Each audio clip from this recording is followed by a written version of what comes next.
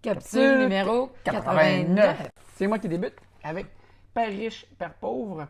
Donc, édition 20 ans plus tard du même bouquin, donc mis à jour, très intéressant. Alors, ce matin, j'attaque avec lorsque les émotions prennent le dessus, l'intelligence se met en veilleuse. Évidemment, on est dans le domaine financier. Donc, l'auteur lui veut donner un cours de finances, apprendre à mieux gérer ses finances. Il dit les gens ont un emploi puis sont omnubilés par la fin de mois. Il faut juste payer les factures. Donc, il y a quelque chose là qui ne fonctionne pas parce que les gens sont prêts à travailler que pour l'argent finalement. Les gens peuvent dire qu'ils travaillent pour le plaisir, mais ils travaillent pour payer les factures.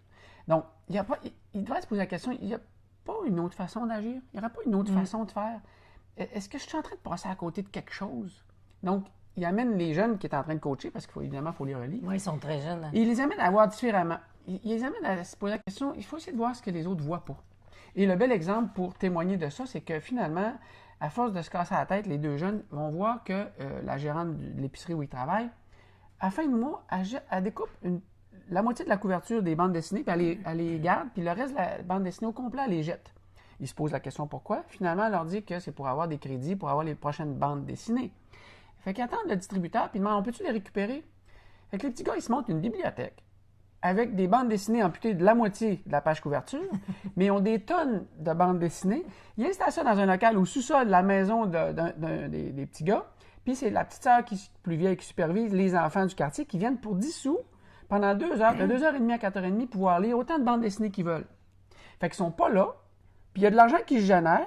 Pendant qu'ils sont pas là. Pendant qu'ils sont pas là. Fait que, écoute, c'est fascinant parce que c'est drôle, ils arrivent à 9,50 par semaine qu'ils génèrent, mais ils font ça pendant 3 mois, puis ils sont pas là, puis l'argent roule. Donc, c'est comme leur père riche qui les a enseignés à faire preuve d'imagination, voir comment ils pourraient générer de l'argent pour que l'argent se génère elle-même, finalement, sans qu'ils soient là. Alors, pour se sortir de l'obligation d'avoir un salaire. Ouais. Essayer de travailler à ne pas être dépendant d'un salaire. Très intéressant. Donc, c'est ça. Oui, ça vaut la peine d'être lu. Maître de son temps, maître de sa vie. OK. Alors, évidemment, c'est tous des chapitres par rapport au temps. Puis là, c'est un temps pour régler des problèmes. En fait, la capacité qu'on a à résoudre un problème, c'est ça qui va mener notre vie. Okay. On se lève le matin, puis on a des décisions à prendre, puis il y a des problèmes à régler toute la journée. Toute la journée. C'est ce qu'on fait dans notre vie. Ouais. C'est clair. C'est clair. Et là, il nous amène à un principe universel qu'on connaît, mais qui est directement relié. On est ce à quoi on pense le plus souvent. Donc, si 10 à 20 de la population est bien et réussit dans la vie, eh bien, elle pense totalement différemment du 80-90 du reste de la population.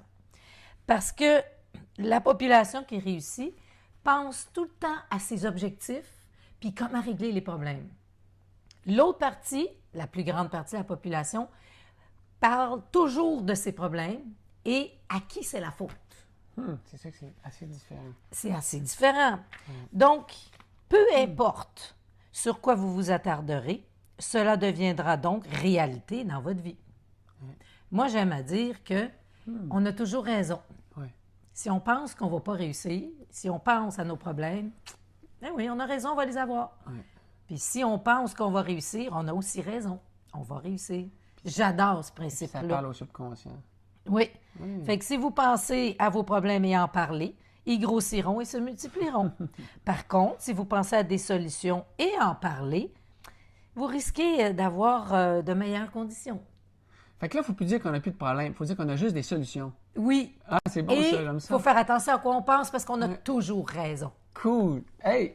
À demain!